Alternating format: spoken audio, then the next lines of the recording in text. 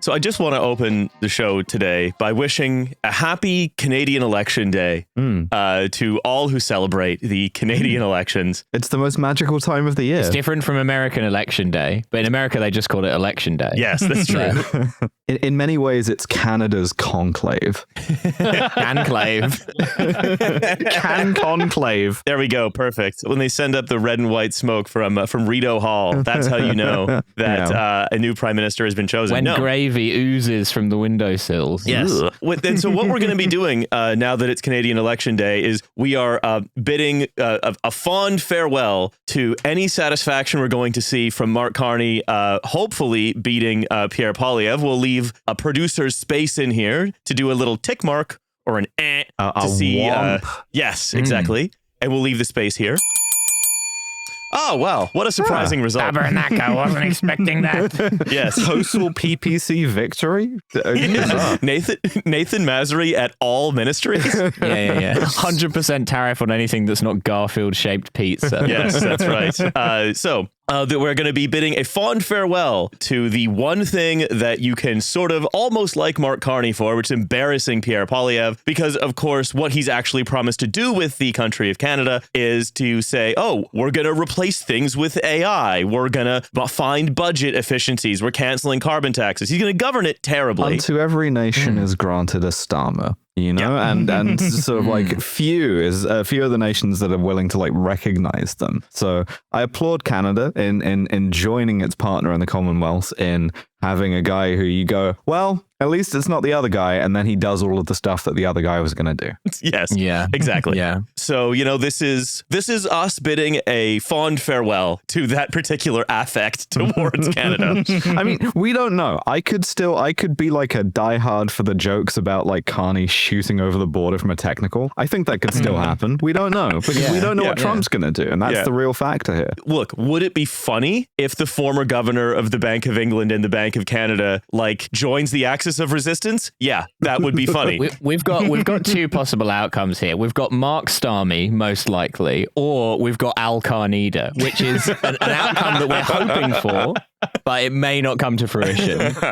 Just writing a nice letter to Mark Carney that just says, let this radicalize you rather than lead you to despair. Yeah, well, look, it'll end in another 9/11, but like this time, World Trade Center 1 will be known as like America's CN Tower. The Canadian way around on the 9th of November. Yeah. It'll be like that one image the Saudi embassy in Ottawa posted. Yeah. But in reverse, with the plane flying from the CN Tower.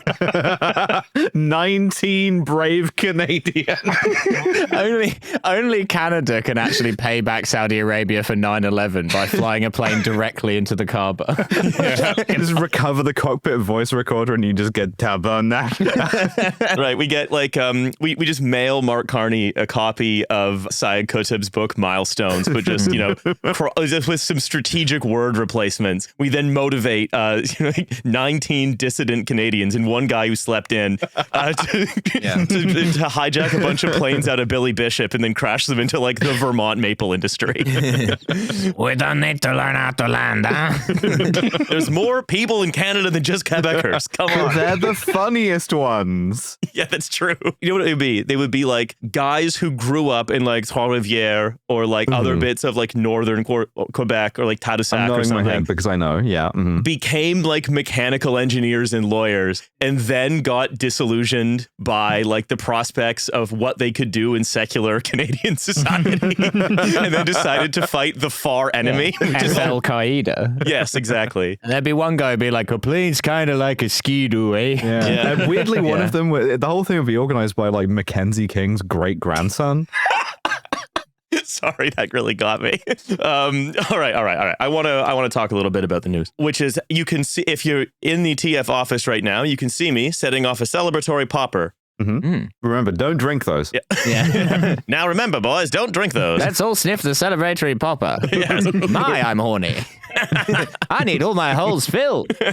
So I'm letting off a celebratory party popper. Pop. Because we finally found a use case for a cryptocurrency. A cryptocurrency finally has developed an actual honest-to-God use case. Really? Okay. It's bribing the president. Yes, that's right. As, of course, a Trump coin, the meme on the Solana blockchain that Donald Trump released when Trump's rug pull. We remember this. Yeah. Well, it's unrug pulled now. Rug push. So basically, zooming out a little bit, how Solana meme coins tend to work is that the developers will keep a stock of them back and say, look, I'm going to hold on to this, you buy it, and then I'm not going to sell this, and then I'm going to sell it on an agreed lockup schedule. I'm not going to sell this. Huge wink. Wink bigger than the Russian Foreign Affairs Ministry does every time it says anything. Yeah, and then if they do that, then that is a rug pull, because what's happened is you've put a lot of money into this, and then suddenly what you realize is everyone's bought the original meme creator stash of coins. Yeah, you're left holding the bag for the Hawk Tour girl or whatever, or Donald Trump. Yeah, which, by the way, I think that's what that should be. Yeah, what else would Hawk coin have been? It's a tax on innumeracy, of course, yeah. What else was Hawk coin going to have been other than what it was? It's about a meme. The first round of Hawk coin billionaires. Yeah, anyway, that's beside the point. Imagine if people had generational wealth off of Hawk Tour coins. Well, she does. Well, my great-great-grandfather bought his Hawk Tour coin in the great... well, that's me. I bought during the dip, and I'm very sure that my son's going to benefit from that, right? Buy the dip, build an average. Hawk coin is not done. Yeah, so, any case, so with Trump, with his Trump coin, what you need to do if you want to actually make money off of something like that over the long term is you need to find reasons to become relevant again, so people are talking about you, so that there's attention on your meme coin, so that you can sell some more of it at a profit without crashing the value of the whole thing. You're killing the goose that lays the golden eggs when you rug pull it, basically. Yeah, sure. And you will do that at some point, to be clear. All that delicious goose meat. Yeah. Yeah. So what has happened now is the administration has said the top 25 holders of Trump coin are all going to get to go meet the president, essentially, and presumably pitch him other business ideas. It's a consolation bribe. Sorry, we rug pulled you. Here is your opportunity to bribe the president some more. Yeah. Yeah, but also that's a great strategy, because he just listens to the last person. So if you time yourself properly, you could probably save the world. That's an incredible opportunity. If I had gotten big into Trump coin now, I bet I could flip Trump on trans rights single-handedly. There you go. There's a GoFundMe opportunity. Well, I was going to say, because this week there's been a lot of people saying, the US is like North Korea now or whatever, talking about various, US security state things, yada yada, whatever. Who cares? But this is actually the US being like North Korea, but in the sense of do you remember the first time Kim Jong-il played golf and he got 18 holes in one? They're doing that kind of North Korea shit, which is kind of fun. Trump's if you buy the coin, if you buy the meme coin, that's me. You can meet me. You can come to my house and you can meet me. Ronald McDonald won't be there. Okay? The Donald Trump fuck a fan contest. Yeah. He's going to do 1,000 Trump meme coin holders in one day.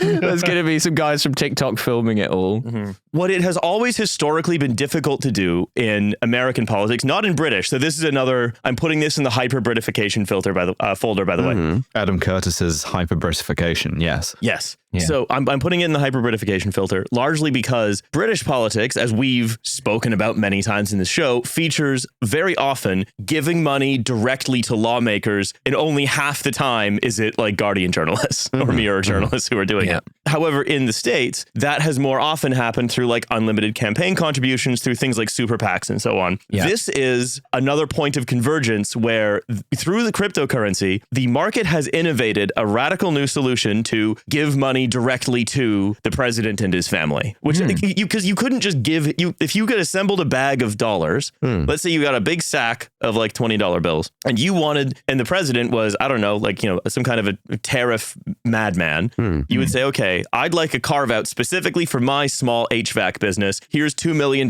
Please do me a carve out. That would be hard to do, right?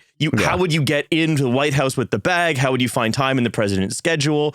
It would look bad, right? You'd have to label the bag with something innocuous, and certainly not a big dollar sign. Yeah, Yes. This is why Mike Lindell, the My Pillow guy, has not been, the person that he wants to be in sort of Trump's life, So basically, using the power of the blockchain, it is now possible to bribe the president in a way that he has, he's set up an intake form, essentially, an intake sort of pipe registering for my bribery. interest in bribing the president. Yeah. And so now, if you own a sort of HVAC business or a series of HVAC businesses and you're worried about tariffs, you can just be like, well, I will buy enough of the Trump meme coin to go and ask him for a carve out for my business.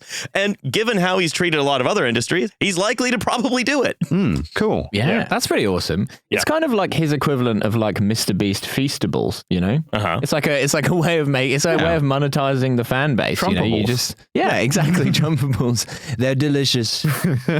don't look at the ingredients. Yeah. So this is definitely an example of hyper-Britification that we are seeing once again. We're a culture leader. I was just reminded that Trump did try to do a Mr. Beast Feastables thing with Trump steaks, right? Oh God, yeah, I forgot about those. Yeah, years ago. God, that was a great ad. There's nothing new under Vasan. Yeah. Clearly. It goes to show, though, that American politics is less classy because, to get a British politician to do some kind of lucrative government deal for you, you had to at least buy him a membership of the jockeys enclosure at Newmarket Racecourse, which was worth up to £1,300 annually. Yeah. All right, I want to move on. We have a big thing to get to after the next bit of news, but I don't want to let it go too long without talking, of course, about the sort of, I'd say, a fake controversy about the Irish rap group Kneecap. Yeah. Yes. Yeah. Yes. You have to say one of the easiest targets for this kind of monstering, being kind of, I mean, listen, I'm always going to support using British arts funding to do a kind of like anti-British paramilitary bit because I think that rules. However, it does obviously expose you to a lot of what is currently now happening, which is people trying to get them fired from their agents, banned from the US,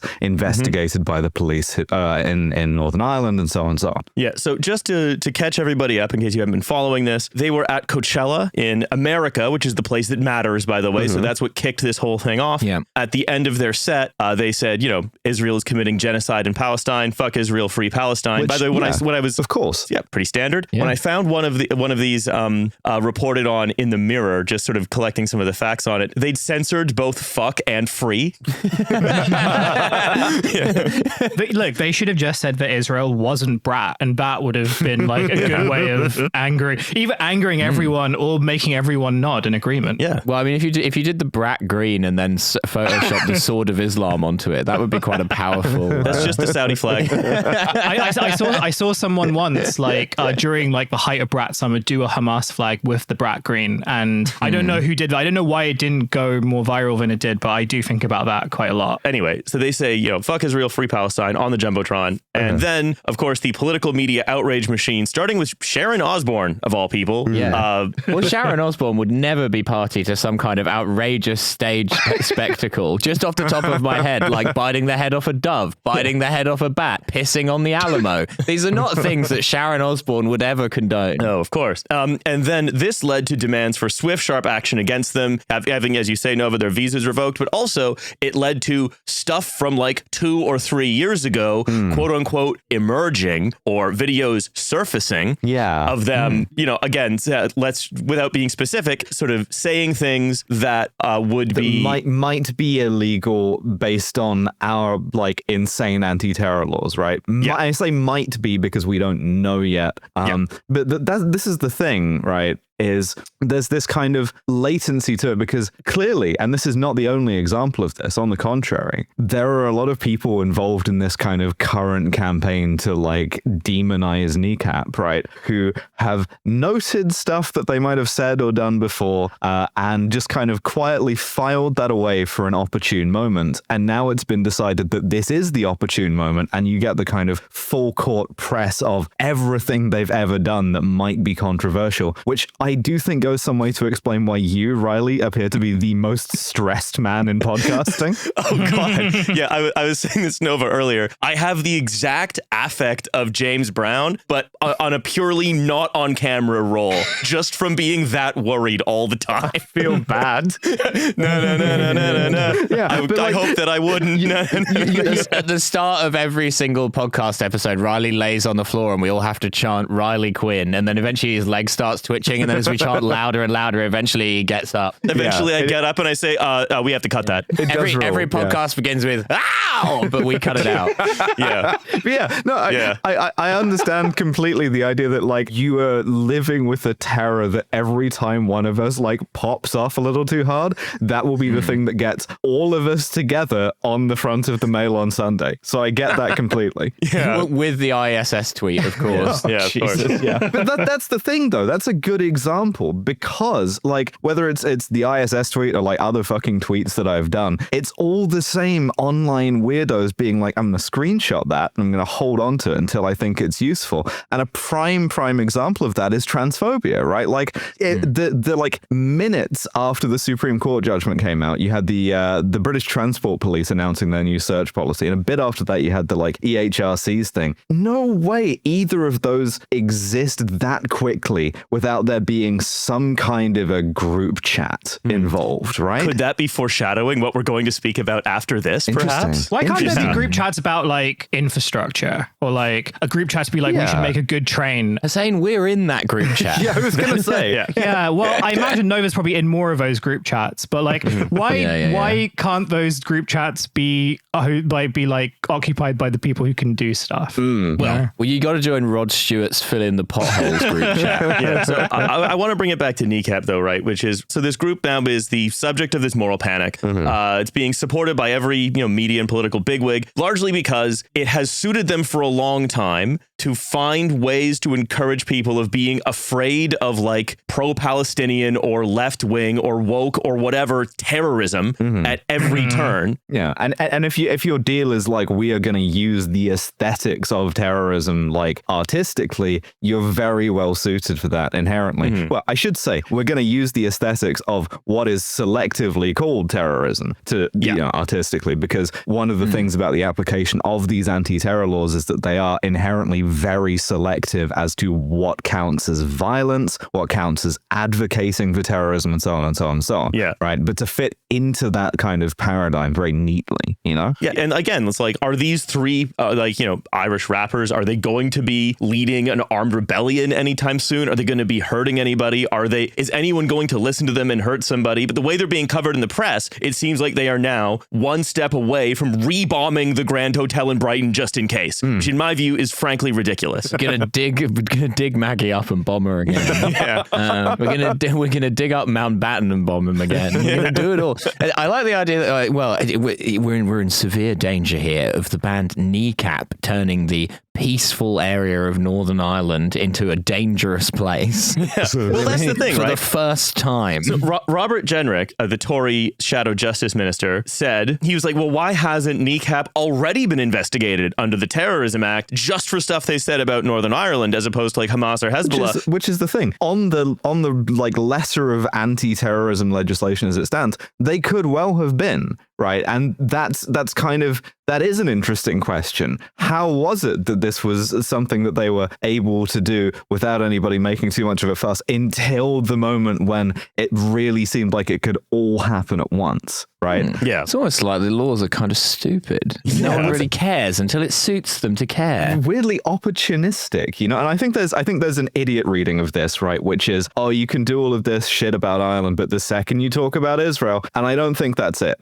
right? I think that this is just an opportune moment to like leverage all of that stuff at once. Yeah, I think it's that it's all of a sudden they've gone to a place where Americans can understand them, which means that the British understand that, oh, these guys guys are to be hated and feared. It's also like a question of getting big enough as well, because like if you do this whole like panic campaign and nobody's ever heard of them, then it's like, okay, so what? You found 3 Irish guys, fantastic, you know? Yeah. But a bar full of Boston cops being the most politically confused they've ever been as Get the Brits Out is followed immediately by a statement on Palestine. Like, wait, what? There's genuinely like if you read stuff about IRA fundraising in the US, so much of it was like guys who knew the Americans having to get the like radical organizers and activists to just shut the fuck up about any of the race stuff, because all of the guys who wanted to donate and give money were also insanely racist, and then all of the guys who are actually coming over from Ireland were like basically Maoists at this point. And it's just like Jerry Adams like grabbing you and shoving you outside of a bar in Boston to be like, don't fucking tell them about the anti-racism. I'm gonna keep it on the dog trampolining stuff. But also, right, from what Jenrick has said, saying, oh, it's 2-tier policing, which seems to be the concept du jour that won't fucking go away. Yeah. And at what point is that, after like weeks of riots off of the basis of that very slogan, at what point is that not a sort of like pro-terrorism slogan, you know? Yeah, well, we can't possibly have a system of 2-tier policing in Northern Ireland. I think it's very important that they investigate that immediately. I was going to say, wow, an Irish band supporting a prescribed terrorist organization. Is there some kind of minimum amount of like fife, drum, and tuba you have to have before you're allowed to do that? They have to be like lined up in an actual march before you can really, like we sort of aligned to, right? It's worth remembering what counts as incitement and what doesn't, right? This may seem obvious to point out, but we mentioned we had this summer of anti-immigrant violence where we knew the kinds of dog whistles that were getting people involved in that, like 2-tier policing it being one of them, for example. But also it's like, okay, well, the government's now publishing a league table of criminal ethnicities. Like, how is that not incitement? It's also perfectly legal to call for the utter extermination of everyone in Gaza by the IDF, just so long as you do it from the protected space of an opinion column, right? Russian mafia bringing in Big Sam as caretaker manager until the end of the season. Seems like they're losing out to Turkey and Albania. The sort of like obvious answer to this is like, you'll go insane if you try to sort of like search for any coherence in like British counter-extremism strategy, because there isn't any, and there never has been, and there never will be, right? Not least because to confront that now is to reckon with lots of extremists who have a lot of proximity to the opposition, as in like the official opposition, also the most popular party in the country, also many of the popular parties in Europe, some of whom are in government or who are about to get into government. And so, yeah, you're probably not going to see that anytime soon. But one thing I was thinking about while you were talking about this was like that recent Louis Theroux documentary on the settlers. And it just sort of made me think that like the way in which you kind of get any sort of criticism about Israel as a society. And like that's an important thing, because like a few years ago, I remember sort of being told, we all remember sort of being told that, yeah, you can criticize Israel without being anti-Semitic. That's possible. And only to realize that, oh, apparently that's not. Like, apparently you can't do that anymore. One of the things about like the kneecap stuff is that like it's very clear as to like its message in terms of who they're saying you should fuck. And it's not, it is very much a country that is recognized by the United Nations. It is very much a country and the government of that country, right? And so to me, like my thinking was, okay, the only way you can now get any criticism of this in any type of mainstream society is to get like one of the few and dwindling beloved British figures to like do something on that, right? So it's like you need like what's his name? The guy who does Graham. Yeah, you need Stephen Graham to do something on this. You need like the guy from The Chase, the host of The Chase, to be like Bradley Walsh. Yes, send him into Gaza. There we go. Yeah, you need to send like Duncan from Blue from Gaza. Maybe this can be like a career pathway where once you've been like a kind of middlingly successful TV comedian in this country, instead of getting into like travel shows or transphobia, you can get into this. I want to see Rob Bryant like in the West Bank. Yeah, the third way. All I was going to say is like send Maya Jama out to like go hang out with Hamas. I don't know, like, but you've got like a dwindling number of like beloved British figures who are like constantly having to sort of like toe the line of what they can and can't say, but also that they might be the only people that can actually get like a semblance of like what the world is actually like. I'm Emily Maitlis. I've had 400 B&H and I'm here interviewing maths. What do you guys really want? Have you considered, if you must listen to a band named after a principal joint in the human body, but that's still a great British musical act, to try elbow instead of kneecap? Instead of listening to the inflammatory and possibly illegal remarks of DJ Provi and his controversial friends, why not enjoy the post-Britpop styling of Manchester's very own Guy Garvey, Pete Turner, and the Potter Brothers? There are 10 studio albums to choose from, none of which, as far as the government is aware, contain any controversial statements about Israel, British military activity in the 70s and 80s in Northern Ireland, which I think we should agree is better forgotten about, and instead, why not show support for a civil, positive, public-spirited, progressive patriotism by listening to Elbow's hit song, One Day Like This, featured on the 2012 Olympics closing ceremony. Or further to that, you could try the song Head, Shoulders, Knees and Toes, which I think is one of the most family-friendly songs of all time. And crucially has no elbow. No, it does. Yeah, sorry. It skips out the genitalia, which I think would have been a messy business. So, look, I want to talk about the groups of guys who we said for years they are clearly all hanging out, radicalizing one another. Oh, my foreshadowing is coming to you. Yes, that's right. Yeah, elbow. Yeah. Elbow has gotten very woke on Palestine. At least one member of Elbow might be in a transphobic group chat. I do believe that. This is from an article in Semaphore by Ben Smith, and it is very much one of those, we were right the whole time, but all we get for it is a big ribbon that says we were right, and people we were right about are all empowered largely to do what they want. I haven't received my ribbon. I would gladly accept such a ribbon. Do you remember that bit in Get In where like Morgan Sweeney's like sort of like cackling to himself as he like orchestrates this like harassment campaign of Corbin, like following him around the country shouting at him about Brexit? I'm like, we said that was happening. Where's my ribbon? Yeah. Then send me a ribbon. That's all I ask. Yeah, I want a ribbon.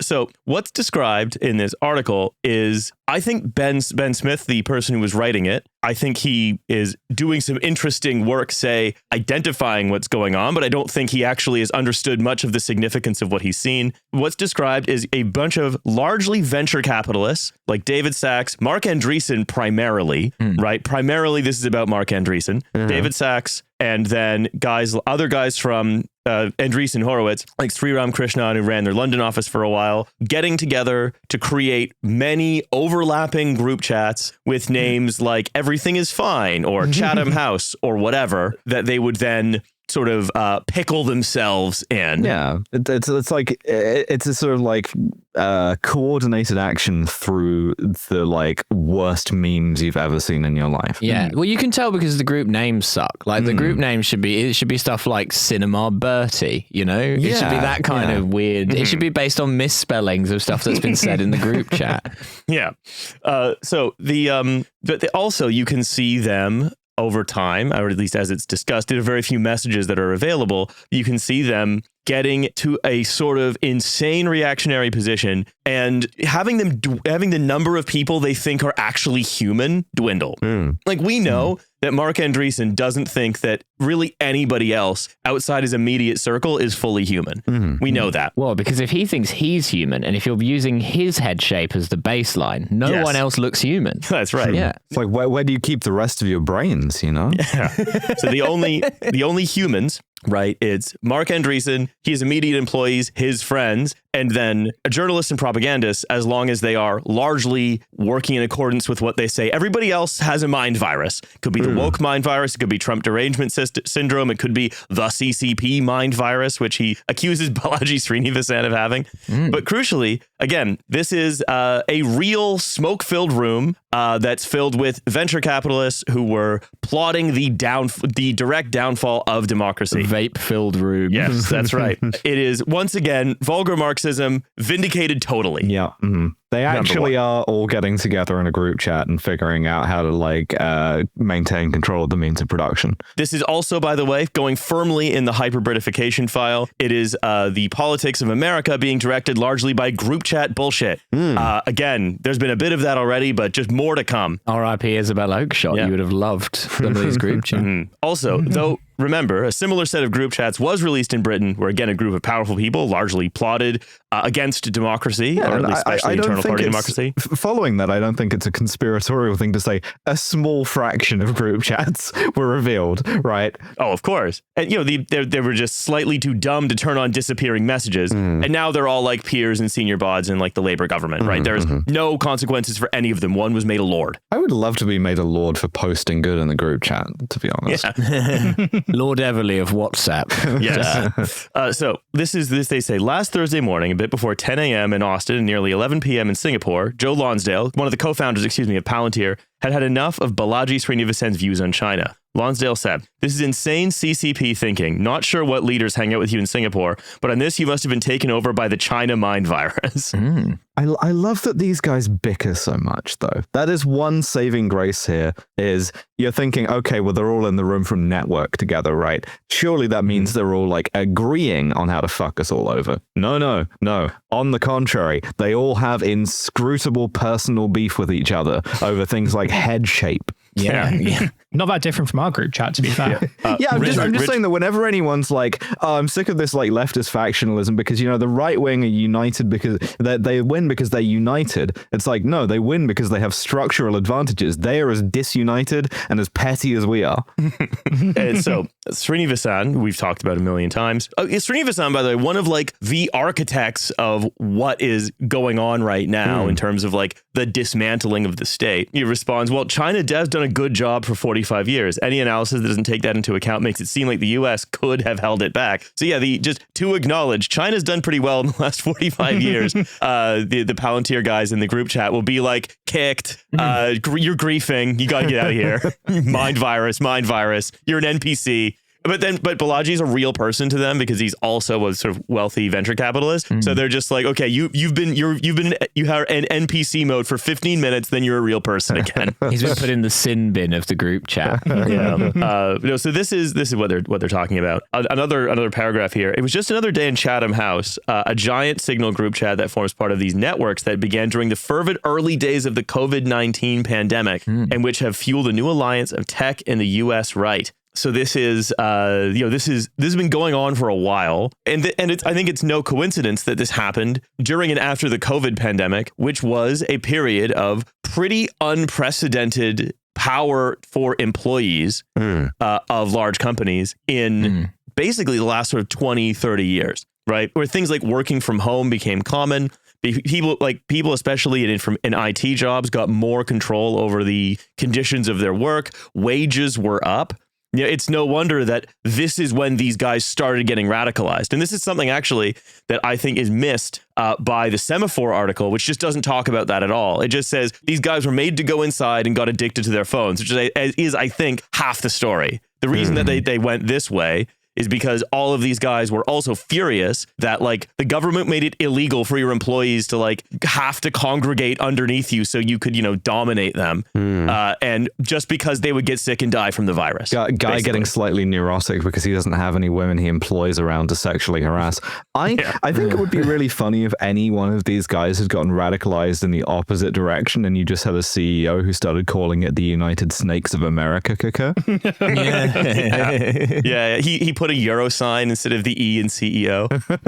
Yeah. Well, John McAfee was going to go that way, and that's why they had him killed. Yeah. So also, these are group chats that have like Ben Shapiro, Mark Cuban, Richard Hanania, the fucking like the skull shape guy. Any like public facing guy, anybody who does media like Hanania or like Shapiro. This should make it really obvious to you at this point that the stuff that they say in public, they know perfectly well as slop, right? Their existence, that just funds or like, keeps the sort of public prominence up for the stuff that they're really there for, which is to talk to Mark Andreessen. Yeah. Oh, and we'll get to what they all think of Mark Andreessen, but like the preview is everyone who isn't, basically there's several kinds of people in these group chats. There is venture capitalists Andreessen Horowitz employees and partners. If your Mark group chat Andreessen's doesn't have these 4 types of person. and then it has like friendly journalists and podcasters who are so happy to be there that they're just trying to gas up the rest of these guys. And then Chris Rufo, basically. Maybe this is the thing where the right's more organized than us, because I don't remember ever having been in like a big left-wing, like licking Corbin boot group chat, you know? Like, I don't remember like... I don't remember seeing Jeremy Corbyn on WhatsApp anytime recently. Well, there were some of those group chats which were, again, reported on breathlessly as like a sort of plot against democracy by the British press at the time. Yeah. There was a group chat between Outing like... myself as unpopular, but, you know. Well, there was a group chat between like Corbyn's office and then like Owen Jones and other like similar like left-wing journalists to say, here's what we say on this. And then simply that mode of communication was breathlessly reported on for about 2 news cycles as the sinister plot against the British people being fomented on WhatsApp. Jeremy Corbyn is overseeing a left-wing bias in the articles of Owen Jones. Jeremy's sick Corbyn laugh reacted Owen Jones message. Yeah. If you rearrange all the letters, it could be made to say other things. So fun. This is Lonsdale and Democratic billionaire Mark Cuban argued over affirmative action with Ben Shapiro, which is like, could you imagine a worse conversation where it's like Richard Hanania posted an article that Hispanic people are apt to commit 23% fewer misdemeanors in a space that's painted blue. Mark Cuban follows up with the why do they always go for thugs? Get lost chick meme to make a confusing anti-racist point. And then Joe Lonsdale responds with a Sonnenrad and kicks Hanania out for being too woke. Incredible. Yeah, that's really amazing stuff. Richard Hanania did get kicked out. He did get kicked out for being too woke.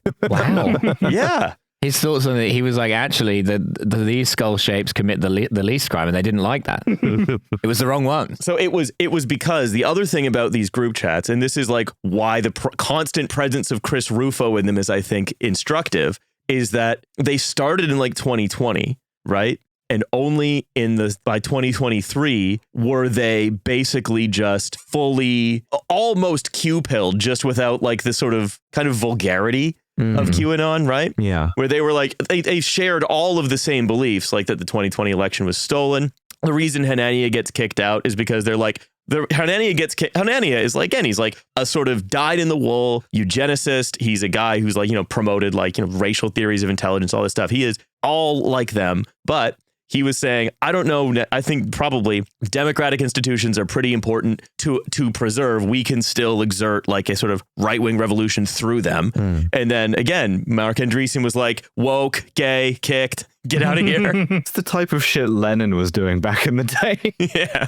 Photoshopping Richard Hanania out of all of the group chat meetup pics. Yeah. So the article goes on. The group chats aren't always primarily a political space, but they are the single most important place in which the realignment towards Donald Trump was shaped and negotiated, and an alliance between Silicon Valley and the new right formed. The group chats, wrote Sri Ramakrishna, one of the key organizers, said they are the mimetic upstream of mainstream opinion, which again is, I think, one of the things that the author of this article gets massively, massively wrong. Well, all of these guys love to, ever since the NRX stuff, I've been thinking about how these guys love to convince themselves that they're like mind emperors, right? And anything that like they're the ones who are like steering the culture, Yeah, well, this is like the author keeps taking this stuff more or less at face value. He thinks these are like this is the idea forge, right? Where Mark Andreessen and and his employees, a couple other venture capitalists, and suck up journalists and podcasters and Ben Shapiro and Chris Rufo all kind of decide like what's going to be thought of, what is the mainstream opinion. Yeah. And I think it's like, but he thinks of them as coming up with those positions, right? But the positions they actually care about, like, oh, the election was stolen in 2020, right? Stuff like that, or oh, the COVID was a lab leak in China. All of that is just like the standard further rightmost acceptable mainstream opinion now, right?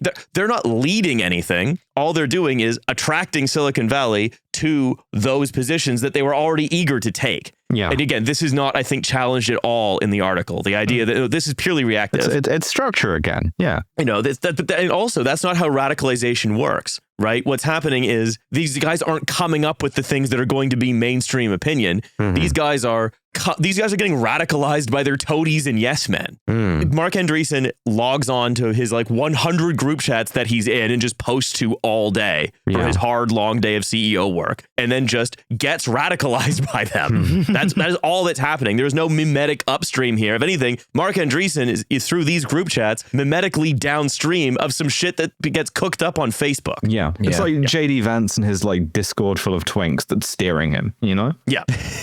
Again, it's like this podcast. Twitch plays Pokemon.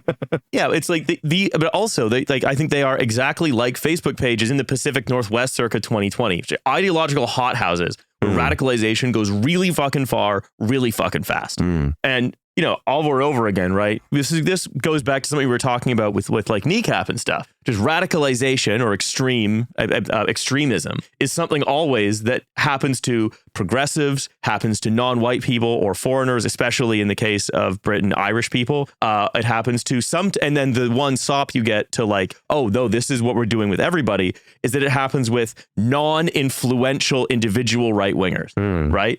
But what happens when this group of extremely wealthy men radicalizes on opaque encrypted messaging acts to basically destroy the state is nothing, right? That's not extremism. That's not radicalization. It's not news, crucially. Yeah. Or it's news, but it cannot be consumed by the political institutions that matter because they can't see they can't see threats from the people that they're supposed to be serving. Again, vulgar Marxism wins the day. Not to only be talking about this, but it is kind of important to me. But if you want an excellent example of the kind of invisible nature of elite radicalization, look at transphobia. Look at how beloved children's author is now single issue campaigner on this specifically in a very strange, obsessive way, and still doesn't get written up that way, even when it's transparently obvious to anyone looking at it from a completely a not completely brain rotted perspective. Hey, what happened to the guy who wrote the It Crowd? What happened to that guy? Oh, I don't know. He got obviously radicalized and destroyed his entire life to just do this, right? It's and there are so many examples of this, and it doesn't register at all, and instead all you get is the kind of effect of someone like John Lithgow or someone else who wants to keep their career being I think we should just bring the temperature down. I don't see what all the fuss is about, But I think one of the obvious things is also and again it goes back to your the very first questions whenever you're sort of studying or thinking about counter-radicalization, which is who gets to define what a radical is, who gets to define what an extremist is. Those are such basic questions, but who gets to define it is such an important thing, because it's you can sort of go through the same pattern, so much of at least in this country, in the UK, so much of, if not all of counter extremism, counter radicalization is sort of structured around anti-Islamism, and that itself has sort of had this extended definition for quite a long time, to the point where it's very difficult to actually figure out what the people who are supposedly looking for signs of radicalization, what they're actually looking for. But one of the things that sort of came out of this is the idea of the conveyor belt to radicalization, and lots of the things that have been described for in relation to transphobia, sort of other signs of or sort of other aspects of race, eugenicist racism and stuff, the ways in which these ideas are adopted are pretty much things described by kind of current counter-extremism legislation. I don't know what it's like in the US, but so I can only talk about it in the UK and some European contexts. But nothing is really done to it. And not only that, but the people groups the Equality and Human Rights Commission, who are very, very quick to talk about the prevailing threat of Islamist radicalization in this country, despite the fact that there is not really much evidence to suggest that that's even kind of close to as much of a threat as it was maybe 10 years ago, if you believe what the sort of basic first principles were. They'll just the point is that they'll just ignore what are very, very obvious signs by their own definitions, all of which is to say that both the vagueness of how an extremist is considered and how it's kind of conceptualized works in the favor of these people, but it also makes reporting on them for people like Ben Smith, I don't know. I don't know whether I'm giving him too much credit to sort of say that like it makes it hard, because I don't think it does. But I think it's like I can understand why he would sort of become hesitant to define it, purely because I imagine he's not that far removed from people who like signed up to at least some of what these guys are saying. Yeah, I think that's probably true. But what really we're describing here is, like, in so many cases, the liberal state being unwilling or unable to recognize threats to itself from the elite right. And again, there's another dynamic here as well, which is a bunch of Atlantic writers get invited to these for a while, right? Like guys like Thomas Chatterton Williams. He says, okay, well, I was in a group chat with Andreessen, and he said for this article, if you weren't in the business at all, you'd think everyone was arriving at conclusions independently, but they're not. It's this small group of people who talk to each other and overlap between politics, journalism, and a few industries. And then Chatterton Williams, he after signing that open letter to Harper's Bazaar, being like, oh, wokeness has gone too far, right? A bunch of them were brought into one of those group chats at an early period while Chris Rufo was still in there. And then again, they get into an argument about whether critical race theory should be banned. And the heterodox liberals are like, well, I disagree with everything they say, but, we ought not to ban it. And then again, Mark Andreessen and the rest of his like fellow travelers, the ones who are willing to go say this far and no further, but a little further than the sort of quote unquote classical liberals who fall for it every time, right?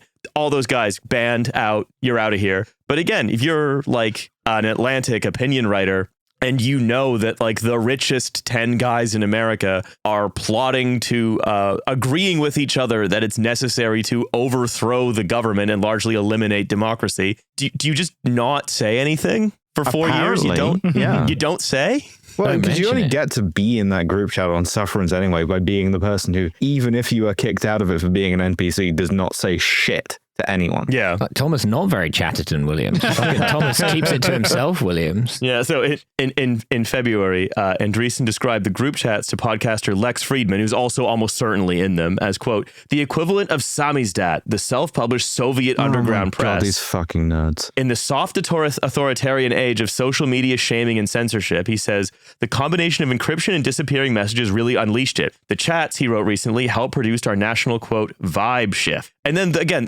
another example of the author getting it completely wrong. He says, the chats are marked by the sort of thing that would have gotten you scolded on Twitter in 2020 and which would pass unremarked upon on X in 2025. My secret samizdat chat where I can say the word. Yeah. Well, later on in the article, they're like, every group chat ends up about being memes and humor. And the goal of the group chat is to get as close to the line as being objectionable without actually tripping it, said Andreessen to Friedman. People will set their disappearing messages to 5 minutes before they say something particularly inflammatory. That's just the word. It's just before they just say the word. Yeah. Presumably. Yeah.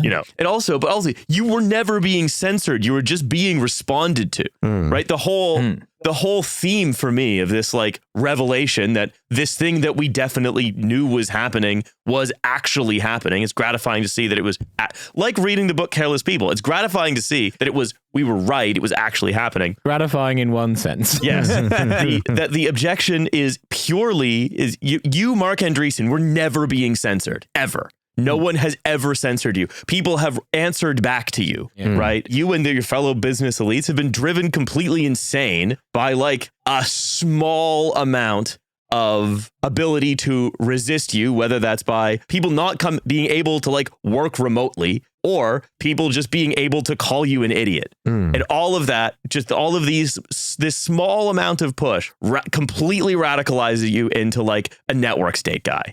It's not enough for me to be richer than anybody has ever been in the course of history. You all have to also like it. You have to love it. Yeah. Right. You have to think it's cool. And I'm sorry, I don't think it's cool. I will keep making fun of you. I will keep replying to all of your tweets with incoming message from the big giant head. Yeah. There was only one group chat name they had, which I thought was a group chat name that we could have possibly had, which was the Matt Iglesias fan club. Yeah. That also briefly coincided, A tiny, almost asymptotic Venn diagram overlap there. Horseshoe theory real, but only for scoring points off of Matt Iglesias. Generally speaking, I think this is less politically insightful, right? Because all of these guys weren't just getting radicalized in the group chats. They were also getting, if you knew how to read what they were writing, you could see that they were just getting radicalized like this for a long time. If you tell me, hey, did you know that like Mark Andreessen is, fully like a January 6th truther.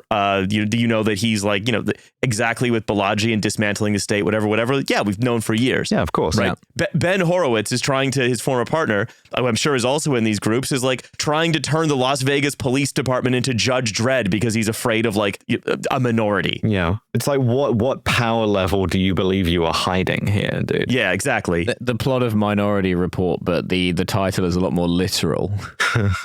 So I say this is, if nothing else, I say a fantastic insight into Andreessen in particular, because he's unable to stop posting and arguing 20 hours a day. People are like, people who see him are just like, wow. I quote here, "I've had a friend or source tell me in wonder that Andreessen was blowing up their phone. His hunger for information was astonishing," one participant in the group chat said. "My impression is that Mark spends more than half of his life on 100 of these at the same time." Because he doesn't have a real job. Like, he just kind of nods his head to giving people greater amounts of money than they could possibly need or use. Yeah. Well, yeah. He didn't even write any of those Stormbreaker books. That was his partner. Someone who sat next to Andreessen at a conference during this period recalled watching with awe as he flipped his phone from group chat to group chat, responding and engaging with manic speed. That's really sad. Like, again, like you talk about elite radicalization, but like that's concerning, Well, I think manic speed might be the operative term here, because he's on drugs. Yeah, and I think Nova, you were right with the Glinner comparison. I think there is an element to which I could now plausibly imagine Mark Andreessen being seen in the supermarket buying everything he needs for a carbonara, including the pan. Yeah, well, it has that energy to it. In some ways, this is like one of the most unhealthy things about being a billionaire, right? Is that there are no consequences for you, only for other people. So, like, you can't ruin your own life meaningfully. I mean, you can make it really unpleasant. Like, we've all seen that photo of Elon Musk's bedside table, right? But like, you can't destroy it in the way that you're never gonna face the same consequences as like TV writer would, Mm-hmm. Yeah, you're never gonna feel it. Like, it's just the worst you're gonna feel is, I feel miserable all the time.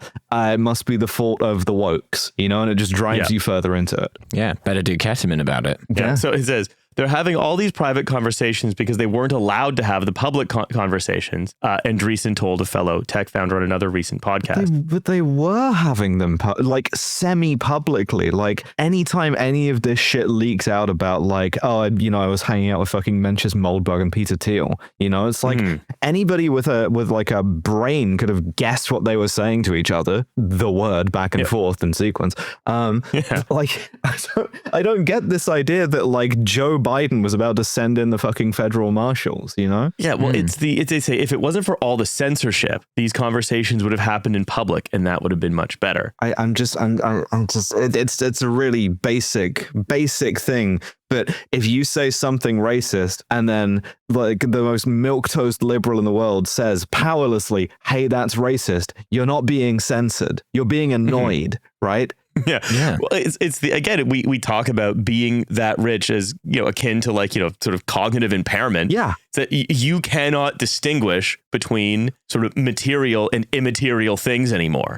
Well, there are no material things to you. These guys are sort of, the NRX thing is right in the sense that they have abstracted themselves above the kind of like petty day-to-day concerns of the rest of us in the pigsty, but only in the sense that they only think in terms of their feelings, right? And like, that hasn't made them better thinkers. It hasn't made them philosopher kings. It's just made them the kind of people for whom having their feelings hurt is mentally equivalent to being shot with a gun, because on some level they know that's what they deserve. There is like a very simple sort of explanation, which is just like the annoying liberals, they'll say something on like publicly, and they might get a response or two that's just like, "Hey, that's kind of racist. Maybe tone it down a little bit there, chump." Like, that might be like the only level of criticism they really get. And I wonder whether like if you're in a situation where like everyone tells you that you're amazing and you're really rich and you're really wealthy and that like, you're being praised all the time, even the smallest smallest amount of criticism is enough to kind of like send you into like a real frenzy. I wonder whether it's just that, and whether like, you know, the thing about, you know, we've spoken about this in like different contexts before, but like the thing about Twitter and like social media more broadly, like being this tool that like allows you to have proximity to people with like power and influence that like they probably shouldn't have been a thing, right? That should not, like, you know, that probably was a mistake overall. But the point being that like the celebrities who were also kind of using them were also able to hear for the first time what some people thought about them.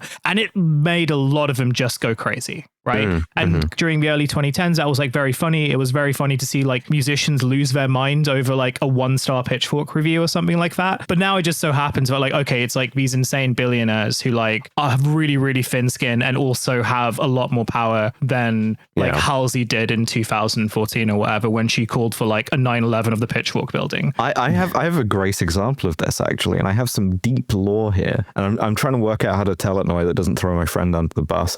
But one of the things that made Graham Linehan the way he is now is, back in the day, way back in the day, there was an episode of The It Crowd that he wrote that had a trans woman character in it, right? And it was a bit transphobic, right? In a way that, like, who cares? It's the kind of thing that, like, it's like Always Sunny, right? You watch it on the rewatch years later and you're like, But so a friend of mine, like, replied to him politely on Twitter being like, yeah, I mean, you know, I like the show, fan of your work. It's just this one thing just, you know, rang a little bit like, you know, wrong for me. And it's like, it's a little bit hurtful. And he was very apologetic, right? And he was like, oh, I'm sorry, I didn't know that about like the trans community or whatever. And that, I think, sort of was the first step towards the carbonarification.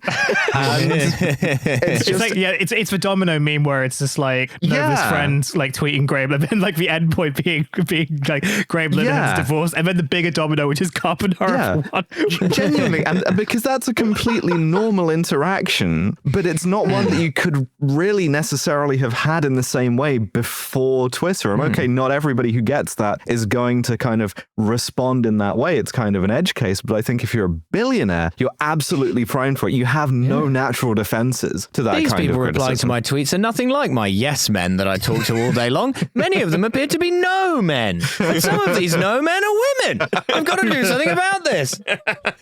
Essentially, if you wanted to boil it down, that's a huge amount of what down for me, Riley. That's a huge amount of what I think happened. And especially, again, it's like the person we haven't talked about here, of course, is Chris Rufo is present in a bunch of them, right? That guy, I think, not to develop a kind of like auto-gynophilia for fascism, but that guy so clearly gets off on thinking of himself as a kind of Svengali, you know? Like it seems so satisfying to him to be able to be like, I'm pulling the strings to execute my evil plan of pushing on an open door.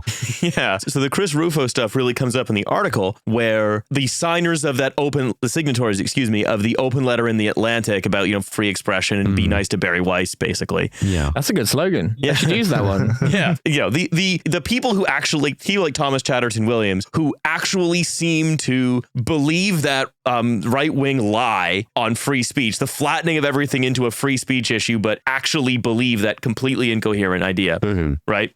They, you know, get into these groups, and like I mentioned, there's a bickering, a little bit of a bicker between them, Andreessen, and Rufo about some critical race theory idea, where they're like, again, Rufo and Andreessen are like, it should be treason to teach critical race theory, and you know, Thomas Chatterton Williams is like, that goes against the great American experiment in self-expression. Oh no, we lost the guy who said that like reading books saved him from the depredations of hip-hop culture. Yeah, indeed, right? And then Chris Rufo is like, yes, this was my secret plan to wedge the sort of heterodox liberals away from tech and have them embrace the new right. As again, as you say in November, this is the greatest open door pusher that has ever lived. But again, it's another example of how the state, or like the establishment, whatever it is unable to see threats to it from its right. Is it wrong to look at the history of the Russian Revolution and see a little bit of Leon Trotsky and Chris Rufo? This idea of like someone who is being propelled by structural forces on some level is able to acknowledge those, but still can't resist the trap of being like, this is my genius. Yeah. Well, yeah, because because again, Chris Rufo's interviewed for the article and he's very, very transparent. He's like, yeah, what I wanted to do was I wanted to radicalize all of these tech billionaires. But meanwhile, it's like they're all doing it themselves. They've been doing it themselves for a while. You're just there. Chris Rufo speaking from his special train. Yeah. He says, we were going to lie about what he's like, he just would post like, yeah, we're going to lie about what academics are doing so people start to hate and fear them, as though he wasn't just inventing a new term for panics that have been happening about these kinds of things in America for like in the UK as well. We just sort of catch it from them since, I don't know, forever. You know, this is, as you say, the greatest open door pusher who just takes a reflexively conservative position on everything. The only thing he had the nous that his fellow travelers didn't was that he realized he could just be very honest about what he wanted because these institutions can't see vexatiousness from their right.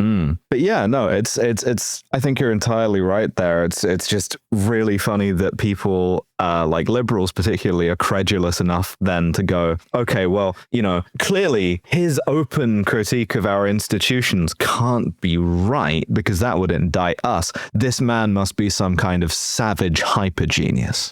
Yeah. Well, it's I wonder, speaking of savage hyper geniuses, new groove name. Didn't see any mention of Dominic Cummings in any of these chats. That must have hurt. It must have hurt a lot when this article came out. If you're Dominic Cummings and you're like, oh, I wasn't in the like genius accelerationist, you know, destroy the administrative state and woke ideology group chat, the one that actually did propel a lot of its members into positions of power and influence. He's actually like part of another group chat. It's really important. Everyone there like goes to a different ideological school. You wouldn't know any of them. I think the key distinction is that Cummings both has like shit chat by like even with amongst these guys, but also I think that's his insulation. Is I don't think he will be hurt by this knowledge at all because he'll just be like, oh well, they don't recognize my even more superior genius. What I was going to say was that one of the sort of most obvious reason why he's not involved in any of these group chats is because he's British, right? And like his obsessions, at least from like when I read his newsletter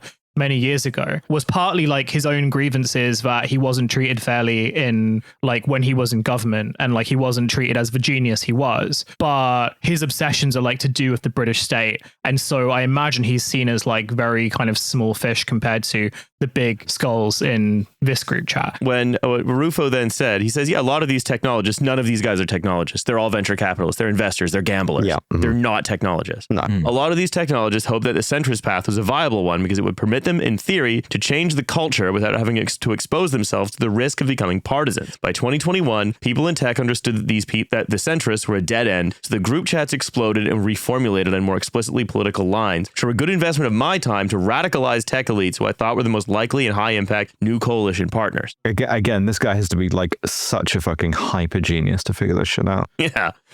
But again, most of this, it's just Mark Andreessen's court specifically, where the people who are in them, he would just tell his like employees at Andreessen Horowitz, people like Krishnan or Catherine Boyle, to just be like, okay, go get me smart people, bring me smart people for my court. But because, you know, we live in a world of total abstraction where all of this, all of the value and the wealth is being generated from like fake internet burrito delivery companies, basically.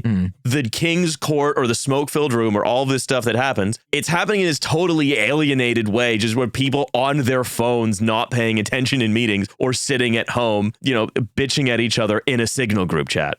Right. You know, but it is the same dynamic of go assemble me some courtiers who will flatter my pretensions at philosophy. Yeah, Chris Rufo being like, you know, but the start of my plan was easy because of my my sort of like deep knowledge of these institutions. He's wearing the jester hat and it's jingling the whole time. Yeah. It's like, no, your role is to tell stories for an idiot that involve the use of the word nuncle a lot. Yeah. So by mid-April, David Sachs had enough with Chatham House, this group that was mostly Mark Cuban arguing with conservatives, saying this group has become worthless since the loudest voices all have Trump derangement syndrome. You should create a new one with just smart people. Then he left the group along with Sequoia partner Sean McGuire, Tyler Winklevoss, and Tucker Carlson. Cool. You have been added to Chatham House group chat brackets secret. Punished. Chatham House. Yeah. Or again, it's like, okay, the over and over again, right? And we'll sort of come to an end on this. This is shown to be a way to, like all forms of radicalization, this is shown to be a way of constantly escalating and raising the stakes. And what these group chats, I think, are for is to keep the people in them excited about that process of constant escalation and stake raising. So if you're going to, again, as the sort of tech right splits between people who are like, hey, the tariffs are going to impact my business, and the people who are like, it's more important that we destroy democracy, right? Because that we create kind of neo-feudalism or whatever. It's that these escalators only go one way, right? They only go up. And what's going to be the end result of, okay, yeah, a group of very powerful, influential people were conspiring together over the last 4 years, slowly getting radicalized by like one guy the New York Times can't stop profiling. What's the sort of institutional response to that? It's nothing. Oh. Institutionally, it's nothing. Okay. Yeah. Good. Great Stuff. Yeah, it's because there is simply, it goes back to this theme, I think, that we've been talking about while we're looking at sort of the destruction of various states, which is can't see threats to their right, especially if those threats are elite. I hate it when the liberal state defends itself against the left, but I hate it even more when the liberal state fails to defend itself against the right. And curiously, it's almost as if those two things go hand in hand, and doing the one kind of prevents it in many ways from doing the other. No, I couldn't imagine that seems pretty far-fetched. Anyway, things looking up for Sakir Starmer. Yeah. Well, I've got a little Starmer stuff that we've gone for time now, so I'm gonna put that into Thursday's episode. But there has been a little bit of like pre-sizzle for the We Starmer. can hear the people saying, please, we're so bored. We'd love to hear from Sakir Starmer. Really wake me up on a kind of like long Monday afternoon, you know? Perhaps he's got some great zingers that we would love to hear. Would brighten our day. He's going to tell us about his favorite songs by the band Elbow. That's right. But there is one more thing I want to say about this, right? It's not just the states that is unable to see these kinds of threats, right? Who is the British state's number one partner for rewiring itself, quote unquote, in the age of AI? It's the company that was founded by the guy who is like one of the loudest, like, oh, you have Trump derangement syndrome, get out of here for, not denying the election result or whatever, guys on the tech right. It's Palantir. Those guys are all there, right? We welcomed if Andreessen Horowitz opens up an office in London tomorrow, is the fact that like the founder and like head partner of this company, is that going to change the fact he openly is involved in, these like elite radicalization networks? Will that stop like us from welcoming Andreessen Horowitz reopening their closed London office? Absolutely not. I wonder if the office would be like a big egg. Yeah, that'd be fun. They should be in the gherkin. It could be in the gherkin. They should paint the top of it to look like Mark Andreessen. Yeah, that's how we can get them back. We'd have to change the shape of the London, the orb that we were going to build into more of an ovoid. Yeah. But we could project his entire head onto it 3D. Well, it would be like that city in South Korea that was going to build a Mount Rushmore of the great technologists that were from that city so that they would try and move back to that city. Ulsan. Awesome. I think it's time for us to head off. It's been time enough for today. You'll hear more from Starmer's plans to rewire the state, quote unquote, from us on Thursday. In the meantime, on Thursday, there's that's going to be when we record the bonus episode, which goes out on the Patreon. Been doing this show for 7 years, still can't nail the dismount. Yeah. Well, look, it's hard to nail the dismount. Also, shows. TF Live show, 21st of June at the Big Fat Festival. There's also Lions Led by Donkeys